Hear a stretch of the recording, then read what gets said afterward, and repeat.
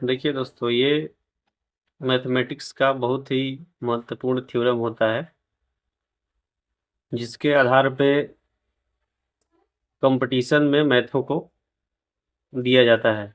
जिसमें से पहला हमारा थ्योरम ये रहेगा कि त्रिभुज में यदि सी 90 डिग्री का एंगल बना रहा हो और यहाँ से लंब डाला गया हो ए और बी पर, जो कि डी पर डाला गया है, तो इसका थ्योरम होता है ए सी, जो कि यहाँ से ये ए और सी है जो कि परपेंडिकुलर है, ए सी बाई बी और सी का होल स्क्वायर।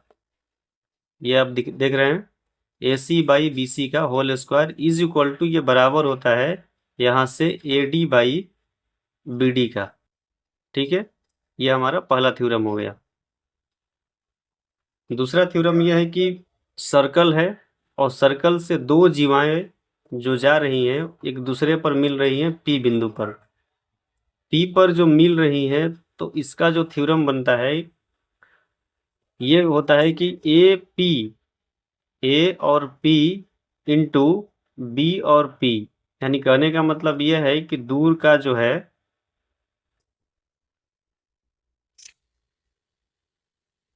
यानी कि ए जो है दूर है, तो दूर वाला दूर के साथ जाएगा और नजदीक वाला नजदीक के साथ जाएगा। कहने का मतलब कि ए और बी एक साथ नहीं रहेगा, ए पी के साथ रहेगा और बी पी के साथ रहेगा। ठीक है, इज इक्वल टू सेम वैसा ही इसमें भी रहेगा, डी पी के साथ रहेगा और सी पी के साथ रहेगा, यानी कि D P into C P.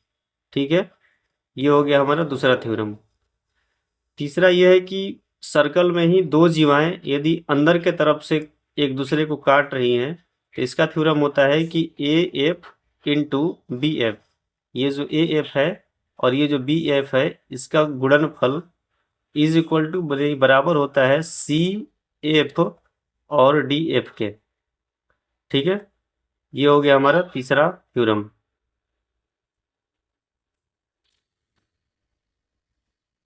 अगला है त्रिभुज में, त्रिभुज ए बी और सी में यदि ए और बी की लंबाई पी है, बी और सी की लंबाई क्यू है और ए और सी की लंबाई क्या है, आर है।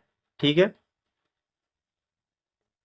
तो इसको हम इसमें से यदि मान लीजिए कि हमको निकालना है कि इसके सेंटर में जो ये दिया गया है, यानी कहने का मतलब ए से जो लंब डाला गया है सेंटर पे और बी से जो लंब डाला गया है सेंटर पे और सी से जो डाला गया है, इस तीनों का जो शीर्षलंब है, यानी कि ए बी और सी जो शीर्षलंब है, यदि इसकी लंबाई पूछे, शीर्षलंब ए बी और सी की लंबाई पूछे, तो हम लोग क्या करना होता है कि ए और बी का जो लंबाई है उसका 1/, ए बी यानी कि उल्टा कर देते हैं, 1/में ए बी अनुपात, यदि बी निकालना है तो 1/में ये बी सी की लंबाई, बी सी की लंबाई कितनी है, क्यू। तो हम यहाँ रख सकते हैं 1/में, यदि ए का यदि शीर्षलंब ए की लंबाई निकालना हो तो 1/में ए बी, यानी कि हम रखेंगे पी।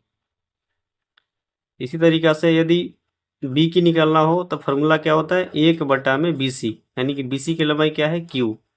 क्यू की जगह पर कुछ भी दे सकता है, 12 13 15 18 कुछ भी। इसी तरीका से यदि शीर्षलंब सी की लंबाई निकालना हो, ये जो सी है इसका सी की लंबाई यदि निकालना हो तो इसका होता है 1/AC, यानी कि ए और सी की जो लंबाई है यहाँ से यहाँ तक, इसको हम रख देंगे, यानी कि 1/R। आर के जगह पे कुछ भी हो सकता है, XYZ कुछ भी। ये हो गया हमारा चौथा थ्योरम। ठीक है, तो ये हमारे किसी भी एग्जाम के लिए बहुत ही महत्वपूर्ण होता है, इसको देखें, समझें और तैयार करें। ठीक है।